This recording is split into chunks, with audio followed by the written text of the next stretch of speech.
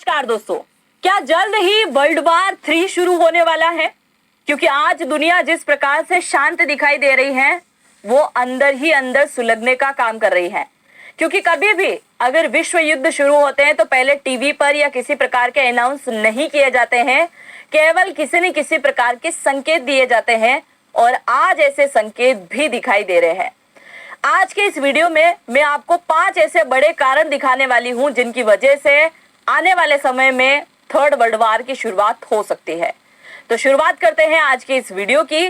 मेरा नाम है अंजलि और मैं आप सभी का स्वागत करती हूं एग्जाम नारी के यूट्यूब प्लेटफॉर्म पर। आज के इस वीडियो की शुरुआत करने से पहले मैं आप सभी से यही बोलना चाहूंगी कि अगर आपके माइंड में भी किसी प्रकार के कारण आपको दिखाई देते हैं कि इन कारण की वजह से भी वर्ल्ड वार हो सकता है, तो आप जरूर से कमेंट सेक्शन में लिख दीजिएगा। सबसे पहले कारण की अगर हम बात करें तो आज दुनिया का कोई भी देश अकेला चलने के लिए बिल्कुल भी रेडी नहीं है। हर देश को किसी न किसी देश का साथ तो चाहिए ही चाहिए और इसी वजह से आज दुनिया 2 खेमे में बंटी हुई दिखाई दे रही है। 2 खेमे कैसे? क्योंकि यही 2 खेमे सेकेंड वर्ल्ड वार में भी युद्ध का कारण बने थे कि एक देश ने दूसरे देश के साथ में गठबंधन कर रखा था या फिर बहुत अच्छी दोस्ती थी। इस वजह से दोस्ती निभाने के चक्कर में सेकेंड वर्ल्ड वार शुरू हो गया और वहां पर एक दूसरे देश जो है भिड़ना शुरू हो गए थे। आज भी दुनिया उसी रास्ते पर चल रही है और क्या कर रही है, 2 खेमे में बढ़ चुकी है। एक तरफ अगर हम बात करें तो अमेरिका का सहयोगी देशों की हम बात कर लेते हैं, ब्रिटेन, फ्रांस, दक्षिण कोरिया, जापान आ गया। और एक तरफ दूसरी खेमे में आती है चाइना, रशिया, ईरान, उत्तर कोरिया और यहाँ तक कि कुछ हद तक अब पाकिस्तान का नाम भी सुनने को मिलता है। यहाँ पर सवाल ये आता है कि 2 खेमे बन चुके हैं तो भारत किस तरफ है? तो मैं आपको बता दूं, भारत बिल्कुल न्यूट्रल है। ना तो भारत पूरी तरीके से अमेरिका की तरफ है, ना भारत पूरी तरीके से रशिया और चाइना की तरफ है। यानी कि भारत यहाँ पर न्यूट्रल रहने का काम करता है। अब सवाल ये आता है कि देश की लड़ाई कैसे शुरू हो सकती है, कैसे वर्ल्ड वार यहाँ पर शुरू हो सकता है? तो पहला कारण ये आता है कि जब दुनिया 2 खेमे में बढ़ जाती है और एक देश गलती से भी अगर किसी देश के ऊपर मिसाइल छोड़ देता है, साइबर अटैक कर देता है, तो वो दूसरा देश क्या करेगा? तुरंत रिएक्शन लेते हुए उसके ऊपर हमला करने का काम करेगा। और अगर इसी प्रकार से छोटे मोटे युद्ध की शुरुआत हो गई तो तीसरा देश आकर वहां पर स्टेटमेंट देगा और बोलेगा ये दोस्त हमारा मित्र है और हम इसका साथ देंगे, फिर हथियार सप्लाई करेगा और ऐसे करते हुए यहाँ पर एक नए प्रकार के युद्ध की शुरुआत हो सकती है, जिसका सबसे बड़ा वर्तमान में एग्जाम्पल दिखाई देता है अमेरिका का। आप सभी जानते हैं अच्छे से कि अमेरिका अभी हाल ही में ग्रीनलैंड के ऊपर कब्जा बनाने की तैयारी कर चुका है और अगर ये ग्रीनलैंड के ऊपर अटैक करता है तो यहाँ कई प्रकार के यूरोपीय देश, यहाँ तक कि ब्रिटेन भी आज अमेरिका के खिलाफ खड़ा हुआ दिखाई दे रहा है। तो आप मान सकते हैं यहाँ छोटी मोटी हलचल हो सकती है। सेकेंड, अगर हम बात करें भारत पाकिस्तान युद्ध की, आप सभी जानते हैं कि पाकिस्तान ऑलरेडी मूड बना चुका है एक बार फिर से भारत के साथ में लड़ाई लड़ने के लिए। और अगली बार अगर भारत पाकिस्तान का युद्ध होता है तो आप यकीन मानकर चलिए कि भारत अकेला युद्ध लड़ेगा, पर उसके सामने केवल पाकिस्तान खड़ा नहीं होगा, पाकिस्तान के साथ में तुर्की भी खड़ा नजर आएगा, यहाँ तक कि बांग्लादेश भी आपको दिखाई देने वाला है और इसके साथ में चाइना भी आपको दिखाई देगा। और हो सकता है कुछ खाड़ी देश भी उसका साथ देने के लिए हथियार इसे मुहैया करवा दे। हो सकता है कई सारी चीजें यहाँ पर हो जाए, पर इसी प्रकार से जैसे जैसे गुट बनते हैं और आपस में लड़ाइयाँ शुरू हो जाती हैं। फिर एक और सबसे बड़ा एग्जाम्पल चाइना ताइवान का तो आप अच्छे से जानते ही हैं। तो पहला रीजन मैंने आपको क्या बताया है कि ऐसे ही गुट बनेगा और फिर युद्ध की शुरुआत हो सकती है, जिसके एग्जाम्पल कई सारे भरे पड़े हैं। दूसरी अगर हम बात करें तो कई सारे देशों की अर्थव्यवस्था आज केवल तेल के ऊपर डिपेंड है। यहाँ तक कि उन देशों की बात तो आप छोड़ दीजिए, पूरी दुनिया की अगर अर्थव्यवस्था चल रही है तो वो आज तेल की वजह से चल रही है। अगर ये जो खाड़ी देश आपको दिखाई दे रहे हैं, जैसे हम सऊदी अरब की बात करें, है ना, कतर, यूएई, अबू धाबी है, इन सब की बात करें, ओमान की, इन सारे के सारे खाड़ी देशों से ही पूरी दुनिया क्या करती है? ज्यादातर तेल का आयात करती है। बाई चांस अगर खाड़ी देश ही आपस में लड़ाना शुरू कर दे, जैसे आप सभी जानते हैं ईरान और इजराइल की ऑलरेडी लड़ाई है, इजराइल ऑलरेडी हमास के ऊपर हमला करने के लिए बैठा होता है, यहाँ तक कि अगर ईरान ने किसी प्रकार से परमाणु बम को बना दिया तो अमेरिका इसके ऊपर हमला करेगा। और ऐसे करते हुए अगर ये खाड़ी देश आपस में लड़ा गए, क्योंकि आप सभी जानते हैं अभी सऊदी अरब और यूएई आपस में लड़ा गए थे, और जैसे ही खाड़ी देश के अंदर आपस में लड़ाई शुरू हुई और इन्होंने जैसे ही तेल सप्लाई करना बंद किया तो कई सारे देश की अर्थव्यवस्था पूरी तरीके से हिल जाएगी। और जब किसी देश की अर्थव्यवस्था हिलती है तो आप समझ सकते हैं उनका दिमाग भी हिलता है, जिसका सबसे बढ़िया उदाहरण है पाकिस्तान। पाकिस्तान की अर्थव्यवस्था बुरी तरीके से डेड हो चुकी है। आज ये केवल पिज्जा हट का उद्घाटन करने के अलावा इसके पास और कोई ऑप्शन बचा ही नहीं है। तो आप देख सकते हैं कि अगर आने वाले टाइम में तेल सप्लाई रुक जाता है तो दुनिया की हर एक गाड़ी रुक जाएगी, तेल के बिना कुछ नहीं है। और इस वजह से क्या होगा, वर्ल्ड वार का एक बड़ा कारण बन सकता है इन खाड़ी देशों की वजह से। इसके अलावा तीसरे पॉइंट की अगर हम यहाँ पर बात करें, ये पहले पॉइंट के ही 3 पॉइंट मैं आपको बता रही हूँ। मतलब पहला जो मैंने यहाँ पर पॉइंट लिया था ना, सैन्य गठबंधन, उसी के अंदर हम चल रहे हैं। तीसरा आता है ताइवान और समझ सकते हैं अमेरिका।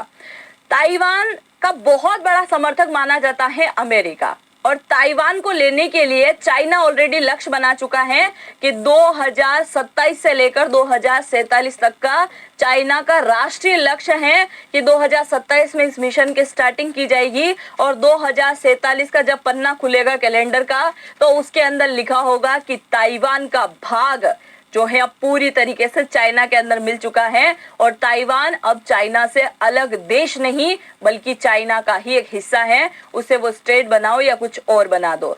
और यहाँ पर अमेरिका कई बार क्लियर कह चुका है कि अगर चाइना ने ताइवान के ऊपर हमला किया तो अमेरिका इसकी सुरक्षा के लिए सीधे तरीके से युद्ध में शामिल होगा। अगर चाइना ने यहाँ पर मिसाइल से अटैक किया तो ताइवान को बचाने के लिए अमेरिका यहाँ मिसाइल अटैक भी करेगा। यानी कि ये युद्ध केवल चाइना और ताइवान का नहीं बल्कि चाइना अमेरिका का होगा। मतलब एक देश का सहयोग करने के लिए अमेरिका कूदेगा, अमेरिका का सहयोग करने के लिए दक्षिण कोरिया कूदेगा, इसी का सहयोग करने के लिए जापान भी कूदता हुआ दिखाई देगा। मतलब आस पड़ोस के जो भी देश अमेरिका के सहयोगी हैं, जो चाइना के आसपास लगते हैं, वो सब के सब युद्ध में लड़ाएंगे। और इस वजह से आप मान सकते हैं जो चाइना के सहयोगी होंगे वो चाइना का साथ देने के लिए यहाँ पर जरूर दिखाई देंगे। तो ये अभी हम मान सकते हैं कि दुनिया का अंत करने के लिए केवल ये एक बहुत बड़ा कारण माना जाता है। तो आप समझ चुके होंगे ये भी कारण है। इसके अलावा अब तक रशिया और यूक्रेन का जो युद्ध चल रहा है वो केवल एक प्रॉक्सी वॉर है। प्रॉक्सी वॉर आप समझते होंगे कि क्या होता है, अगर आप नहीं समझते हैं तो जरा सुन लीजिए। प्रॉक्सी वॉर जो होता है उसमें हम सीधे तरीके से युद्ध में इन्वॉल्व नहीं होते हैं। उसका सबसे बड़ा एग्जाम्पल हिजबुल्लाह से रिलेटेड मैं दे दूं। हिजबुल्लाह किसको परेशान करने का काम करता है? इजराइल को। इजराइल क्या करता है? हिजबुल्लाह को मारने का काम करता है। अब हिजबुल्लाह को पैसे कौन देता है? कौन देता है? ईरान देता है। ईरान सीधे तरीके से इजराइल के साथ में युद्ध नहीं लड़ता है, पर वो ऐसे संगठन रेडी करता है जो सीधे तरीके से पैसे, फंडिंग, हथियार सब लेते हैं और दुश्मन देश के खिलाफ लड़ने का काम करते हैं। ठीक आज जो रशिया और यूक्रेन का युद्ध चल रहा है वो एक प्रॉक्सी वार ही हम कह सकते हैं, क्योंकि अब तक इस युद्ध को चलते हुए पूरे 5 साल बीत चुके हैं और युद्ध चलने का केवल एक रीजन है, वो है नाटो, है ना। यूक्रेन ने अनाउंस किया था वो नाटो के अंदर शामिल होना चाहता है, और अगर वो नाटो के अंदर शामिल हो जाता है तो रशिया के साथ में अमेरिका की और नाटो देशों की सीधे तरीके से सीमा लगेगी और ये बात कभी भी पुतिन को बर्दाश्त नहीं है और इसी वजह से इस बात की लड़ाई हो रही है कि नहीं? इसी बात से लेकर लड़ाई हो रही है। प्रॉक्सी वार इसलिए मैंने बोला है क्योंकि नाटो यहाँ सीधे तरीके से यूक्रेन का साथ देने के लिए नहीं आ रहा है। नहीं आ रहा है इसका मतलब साथ बिल्कुल नहीं दे रहा है, ये मत मानिएगा। साथ देता है पर अप्रत्यक्ष रूप से, यानी कि नाटो 100% इसको हथियार मुहैया करवा रहा है और इसी वजह से यूक्रेन इतने लंबे समय से जो है किसके साथ में युद्ध लड़ रहा है? पुतिन के साथ में युद्ध लड़ रहा है। तो ये एक प्रकार का प्रॉक्सी वार है और जिस दिन नाटो खुलकर इसके अंदर शामिल होगा, रशिया खुलकर हमला करना शुरू कर देगा, उसके आधे घंटे में ही ये युद्ध खत्म हो जाएगा। तो आप समझ सकते हैं ये भी एक बहुत बड़ा रीजन है। और अगर नाटो देश यहाँ पर हमला करेगा, रशिया भारत का बहुत अच्छा मित्र है, हो सकता है ये भारत से मदद मांगे। रशिया बहुत अच्छा चाइना का मित्र है, हो सकता है ये चाइना से मदद मांगे, और फिर वही सैन्य गठबंधन, दोस्ती का वादा, और इसी वजह से युद्ध में कूदेंगे और एक बड़ा युद्ध शुरू हो सकता है। वैसे भी 2026 के लिए तो एक भविष्यवाणी हो रखी है कि इसी साल आपको थर्ड वर्ल्ड वार की झलक भी दिखाई दे सकती है और एक बहुत बड़ा युद्ध हो सकता है। इस साल अनाउंस भी हो रखा है कि दुनिया के 8 देश तकरीबन बहुत बड़े स्तर पर लड़ाने वाले हैं। देखते हैं आगे क्या होता है। इसके अलावा आप सभी ने देखा होगा कि लगातार कई सारे देश अभी हाल ही में मिसाइलों का परीक्षण कर रहे हैं। हम किसी और देश में न जाकर केवल अगर भारत की बात करें तो ऑपरेशन सिंदूर के बाद में आपने लगातार देखा होगा भारत ने कई प्रकार की मिसाइलों का सफल परीक्षण किया। और भारत जब सफल परीक्षण करता है तो उसके साथ ये बात भी दिखाता है कि हमारी मिसाइल इस प्रकार की है, यहाँ से छोड़ा जा सकता है, इतने किलोमीटर की रेंज में पाकिस्तान चाइना का ये वाला हिस्सा कवर होता है, यूरोप रशिया का ये वाला हिस्सा कवर होता है, हवा में उड़ सकती है ना, जमीनीगत स्तर से मार सकती हैं, पानी पनडुब्बी से मार सकती हैं। हर एक एरिया हर एक मिसाइल का बताया जाता है। इसको छोड़ो आप, पाकिस्तान की तैमूर मिसाइल की अगर हम बात करें, गजनवी की, गोरी की, बाबरी, सबकी अगर हम बात करते हैं तो इन मिसाइल के बारे में क्या लिखा हुआ मिलता है कि हमारी ऐसी खतरनाक मिसाइल कि भारत के अंडमान निकोबार तक मार सकती है, श्रीलंका तक जा सकती है, यही दिखाया जाता है ना। ये रेंज वैसे नॉर्मली बोल सकते हैं कि हमारी मिसाइल की रेंज जो है वो 2000 है, 3000 है, पर नहीं, यहाँ किसी और दुश्मन देश के लिए क्या किया जाता है, डर बैठाना, चेतावनी देना, इस प्रकार का काम किया जा रहा है। और इन दिनों दुनिया के जितने भी देश हैं वो सब के सब सफल परीक्षण करने में लगे हुए हैं। यानी आपको आज अगर सामान्य फील हो रहा है ना कि बहुत नॉर्मल माहौल चल रहा है, तो आप बहुत बड़ी नींद में हैं, क्योंकि आज किसी प्रकार का सामान्य माहौल नहीं रहा है। दुनिया किसी न किसी बड़े स्तर पर बड़े युद्ध की तैयारी के लिए लगी हुई है।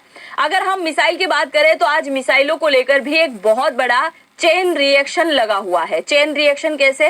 अगर मैं बात करूं सबसे ज्यादा तनाव तटीय इलाके की, है ना, बहुत ज्यादा तनाव जहां रहता है वो है साउथ चाइना, है ना, साउथ चाइना सी जो है उसके अंदर की हम बात करते हैं। एक ऐसा इलाका जहां पर ताइवान के जहाज घूम रहे हैं, वहां पर इंडोनेशिया के जहाज घूम रहे हैं, वियतनाम के घूम रहे हैं, चाइना के ताइवान हो गया है, अमेरिका हो गया, जापान हो गया, उत्तर कोरिया, दक्षिण कोरिया। अगर हम उंगली पे भी गिने तो 12 देशों के जहाज एक साथ यहाँ पर घूमते हुए दिखाई देते हैं। जहाज नहीं, केवल युद्धपोत भी आप मान के चलिए। और अगर एक भी युद्धपोत गलती से टकरा जाता है, इन पर लगी हुई मिसाइल अगर गलती से भी चली जाती है, और इसी गलती की वजह से चेन रिएक्शन शुरू होगा और घंटों में तबाही यहाँ शुरू हो जाएगी। क्योंकि आज पहले जैसे युद्ध नहीं बचे हैं कि सेना पारंपरिक स्तर पर उतरेगी, आमने सामने आएगी, फिर बंदूकों से गोली मारेगी, वैसा युद्ध नहीं है। आज का युद्ध ना तो टैंकों वाला युद्ध है कि टैंक लेके जाना पड़ेगा, युद्ध लड़ना पड़ेगा।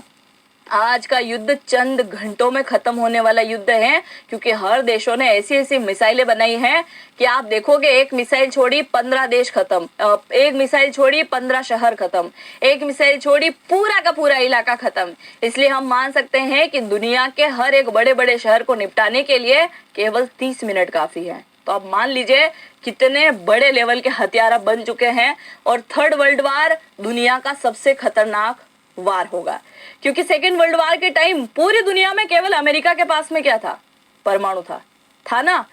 और उसने एक ऐसे देश के ऊपर परमाणु छोड़ दिया जिसके पास कोई परमाणु नहीं था, यानी कि जापान के ऊपर उसने परमाणु अटैक किया, पर फिर भी उसके पास में किसी प्रकार का हथियार नहीं था। और आज लगभग दुनिया के कई सारे देशों के पास में परमाणु मौजूद है कि नहीं। कई सारे देश ऐसे हैं जो नहीं बताते, जिसमें सबसे बड़ा जीता जागता उदाहरण है इजराइल का। इजराइल कभी भी इस बात को साझा नहीं करता है कि इसके पास में परमाणु है, हालांकि यह हकीकत है कि इसके पास में परमाणु हथियार मौजूद हैं। तो ये हो गए हैं 2 कारण। अब हम बात कर लेते हैं यहाँ पर तीसरे प्रमुख कारण की। तीसरा कारण यह है, अगर अमेरिका का अपमान हुआ और अमेरिका का ट्रंप चच्चा गुस्से में आ गया तो आप मान लीजिए थर्ड वर्ल्ड वार की वो नींव जरूर रख देगा। कैसे रखेगा? अब देखिए, यहाँ पर आपको दिखाई दे रही है डॉलर, अमेरिका की मुद्रा है ये डॉलर।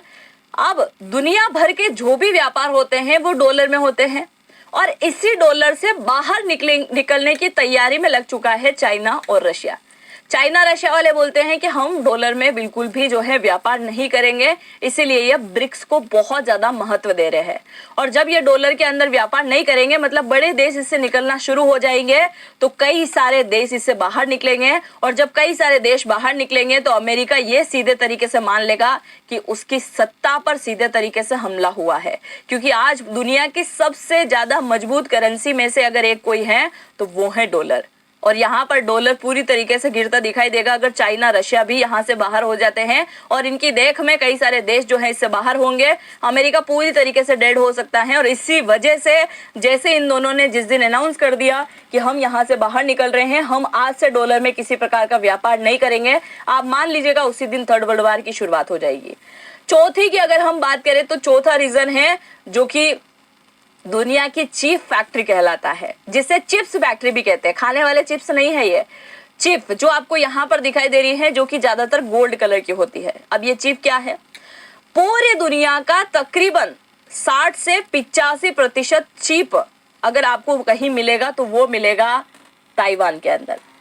ताइवान का ये आपको फ्लैग दिखाई दे रहा होगा, ताइवान के अंदर। अब आप देखिए सेमीकंडक्टर चिप की अगर बात करें तो वो आज दुनिया के लिए इतना इम्पोर्टेंट है कि अगर ताइवान चिप देना बंद कर दे तो आज जिस प्रकार के मोबाइल बन रहे हैं ना, है ना, आपको दिखाऊं मैं, इसमें तो होगा नहीं, आज जिस प्रकार के मोबाइल बन रहे हैं वो मोबाइल नहीं बनेंगे। आज बड़ा आसानी से हर एक यूज कर लेता है ना फोन का, वो नहीं कर पाएगा। उसका छोड़ दो, आप जितने भी इलेक्ट्रॉनिक आइटम का आप यूज कर रहे हैं उनका सबका उपयोग आप नहीं कर पाएंगे अगर इसने नहीं दिया तो। अगर इसके अलावा हम कार की बात कर लें, कार को छोड़ दो, दुनिया के लिए आज सबसे ज्यादा इंपॉर्टेंट क्या है? मिसाइलें हैं। मिसाइल भी नहीं बन पाएगी। तो आज अगर दुनिया की सारी चीजें बन रही हैं तो वो किसकी वजह से? इसी चीफ की वजह से। और ये चीफ केवल दुनिया के 2 देशों के पास मिलती है, एक है चाइना के पास में और एक है ताइवान के पास, जो सबसे ज्यादा किसके पास में है? ताइवान के पास है। और अगर चाइना ने यहाँ पर हमला किया, सब कुछ तबाह हो गया, ताइवान पूरी तरीके से सपाट हो जाता है तो इन चीजों की खत्म हो जाएगा। और ये खत्म होता है तो अब मान लीजिए वर्ल्ड वार की शुरुआत कहीं ना कहीं यहाँ पर दिखाई जाएगा। क्योंकि कई सारे लोगों ने भविष्यवाणी भी कर रखी है कि भविष्य में जंग की नींव अगर कहीं से रखी जाएगी तो वो होगा चाइना और ताइवान का युद्ध। क्योंकि ताइवान को लेकर तो मैं ऑलरेडी बोल चुकी हूँ कि चाइना ने बोल दिया है 2027 से 2047 का एक लंबा चौड़ा दौर जो कि चाइना का राष्ट्रीय लक्ष्य है। तो अगर ये चिप खत्म हो गई तो भी दिक्कत होगी। इसके अलावा चाइना के पास में जो रेयर अर्थ खनिज हैं जो कि मिसाइल के लिए, कार के लिए, इलेक्ट्रॉनिक कारों के लिए खासकर बहुत ज्यादा इंपॉर्टेंट है, अगर इसने भी दुनिया को देने से मना कर दिया तो भी दिक्कत होने वाली है ना। इसमें ज्यादा कुछ नहीं होगा, बस ये टैक्स बढ़ा सकता है जो कि अभी तक बढ़ाते आया है। इसके अलावा अगर 5वां और सबसे इंपॉर्टेंट कारण हम देखें तो वो है गुप्त समझौते। अब आप बोलोगे कि सैन्य समझौते आपने शुरुआत में बताया, अब गुप्त समझौते कहां से आ गए? जरा ध्यान से सुनिएगा। गुप्त समझौते जो कि आज के अघोषित युद्ध हैं पर आने वाले टाइम में युद्ध हो सकते हैं। अब मैंने आपको बोला था कि युद्ध केवल पारंपरिक नहीं होते हैं, सेना ही नहीं लड़ती हैं, टैंक नहीं लड़ते हैं, बल्कि मिसाइलों से लड़े जाते हैं। अब जिसके बारे में मैं बताने जा रही हूँ वो युद्ध ना तो मैदान के अंदर लड़ा जाएगा, ना किसी प्रकार के टैंक से लड़ा जाएगा, ना किसी प्रकार के मिसाइल ड्रोन से लड़ा जाएगा, किसी प्रकार की ऐसी चीजों से नहीं लड़ा जाएगा, बल्कि अलग टाइप का युद्ध होगा। और ये युद्ध किस प्रकार का होगा? जिसे हम एक प्रकार का कोल्ड वार मान सकते हैं कि ऐसी ही शुरुआत यहाँ पर दिखाई देगी, जिसमें पहला वार होगा बिना गोली चलाए हुए। अब बिना गोली चलाए हुआ वार कैसा होगा? जिसमें पहला पॉइंट आता है cyber war, cyber attack. Cyber attack में क्या होगा? पूरे के पूरे देश की बिजली ही गुल कर दी जाएगी, पूरे के पूरे देश का साइबर बंद कर दिया जाएगा, पूरे देश का इंटरनेट ही बंद कर दिया जाएगा। आप समझ रहे हैं ना? अगर पूरे देश की बिजली गुल हो जाए, है ना, साइबर बंद हो जाए, पूरी तरीके से रेलवे, बैंक, टैक, है ना, सैटेलाइट वगैरह, जीपीएस, इंटरनेट, मिसाइलें, सब कुछ पूरी तरीके से बंद कर दी जाए, हैक कर दी जाए, तो वो देश वैसे ही डेड हो जाएगा, है ना। और अगर ऐसा कुछ लंबे अरसे तक चलता रहा तो फिर एक बहुत बड़ा रीजन यहाँ से निकल के आएगा। दूसरे पॉइंट की अगर हम बात करें तो सीक्रेट मिलिट्री डील, जो कि आज कई सारे देश कर चुके हैं। और अभी हाल ही में कुछ समय पहले न्यूज में आया भी था और मैंने भी इसको कवर किया था, आपको बताया था कि रशिया और यूक्रेन का जो युद्ध चल रहा है, इन दोनों युद्ध के अंदर भाड़े के सैनिक दिखाई दिए हैं, और खास करके पाकिस्तान के। आपने सुना होगा कि पाकिस्तान के जो है भाड़े के सैनिक कहाँ दिखाई दिए हैं? रशिया यूक्रेन युद्ध में, जो कि किसकी तरफ से युद्ध लड़ रहे थे? यूक्रेन की तरफ से युद्ध लड़ रहे थे। आपने ये भी सुना होगा कि भारत के सैनिक नजर आ रहे थे रशिया में, जो कि रोते हुए नजर आ रहे थे कि हमें जबरदस्ती यहाँ पर शामिल कर दिया है, हम इस युद्ध में नहीं लड़ना चाह रहे हैं, जिसमें ज्यादातर हरियाणा और यूपी के जो है शामिल थे सैनिक, है ना।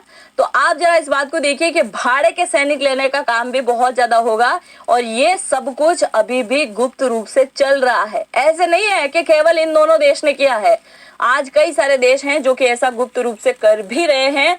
तो ये आपको समझ में आया होगा कि ये पांचवा और सबसे खतरनाक इंपॉर्टेंट पॉइंट है, जो कि थर्ड वर्ल्ड वार के लिए काफी ज्यादा महत्वपूर्ण अपना स्थान रखता है। आपको क्या लगता है, क्या इन सारे पॉइंट की वजह से थर्ड वर्ल्ड वार होगा, या इसके अलावा भी आपके माइंड में और कोई ऐसा पॉइंट आता है जो मैंने यहाँ स्किप कर दिया, शायद मुझे बताना चाहिए था? जरूर से कमेंट सेक्शन में लिख दीजिएगा। और क्या आप भी मानते हैं कि थर्ड वर्ल्ड वार जल्द ही शुरू हो जाएगा? क्योंकि जिस प्रकार से सेकेंड टर्म में ट्रम्प चचा आया है, जो भड़काऊ नीति दे रहा है, इसने 7 देशों को ऑलरेडी परेशान कर दिया, 8 देशों का युद्ध भाई साहब ने रुकवा दिया, और आज भी अनाउंस कर रहा था मैंने तो 8 युद्ध रुकवाए, मुझे तो शांति का नोबेल पुरस्कार मिलना चाहिए। सेकेंड हैंड मिला तो था अभी, फिर भी चाहिए। मतलब ये बुरी तरीके से दुनिया को परेशान कर रहा है। उधर परेशान करने के लिए इसने 2 डॉग भी पाल रखे हैं, जिनमें आप सब जानते हो हसीब मुनीर और पाकिस्तान का पीएम, जो कि लगातार भारत को ही धमकी देते आ रहे हैं, है कि नहीं। तो ये किसी भी दिन भारत के अंदर आतंकी अटैक करेंगे, और जब बड़ा अटैक हुआ तो आप मान लीजिए एक्ट ऑफ वार समझा जाएगा, और भारत एक बार फिर से इनकी पुंगी बजाने में टाइम नहीं लगाएगा। और इस तरफ पुतिन का जो है बिल्कुल सब्र का इंतहाम ले चुके हैं जेलेंस्की। तो हो सकता है जेलेंस्की की 2026 में और बुरी तरीके से वाट लगा दे ये। आप जो भी सोचते हैं अपनी राय को मुझे जरूर से कमेंट सेक्शन में लिख दीजिएगा। और अगर आप जनरेटिव एआई को सीखना चाहते हैं तो इसी वीडियो के कमेंट सेक्शन में पहला कमेंट एग्जाम नारी के नाम से मैंने पिन कर रखा है, उस पे जाके आप टाइप कीजिएगा, नाम, मोबाइल नंबर, ईमेल आईडी आपको डालना है, और डिस्काउंट प्राप्त करने के लिए कोड यूज कर देना, जिससे कोड का नाम है नारी जी।